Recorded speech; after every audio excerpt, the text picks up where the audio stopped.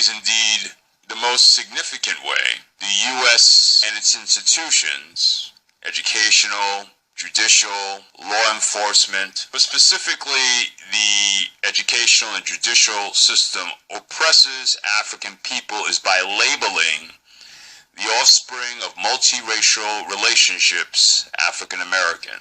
Keep in mind, Kaepernick doesn't know if his father was a black person.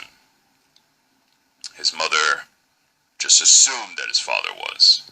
So the offspring of multiracial relationships are deemed African American in the United States because it was easier for whites to discriminate. This devastating hypo-descent logic has affected Africans and the African American psyche. It has affected not only their cognitive abilities, their abilities to perceive the world, but it has also affected multiracial's abilities and also whites. White males who had non-marital sex with black females during the Jim Crow era, for example, supported that idea that children that had 23 of their chromosomes, of the total 46, were not multiracial, but were instead black, which is invalid.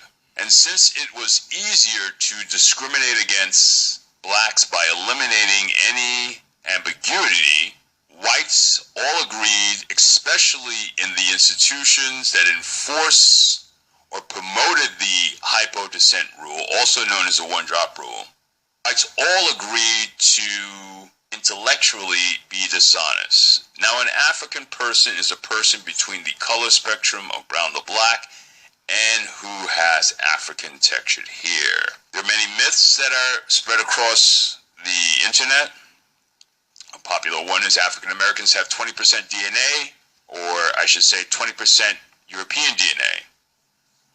I looked at this study. The methodology was to accept people who identified as African American. There was no criteria. You have to have brown to black skin. You have to have African textured hair. So we have to look at phenotypical traits, brown to black skin and African textured hair.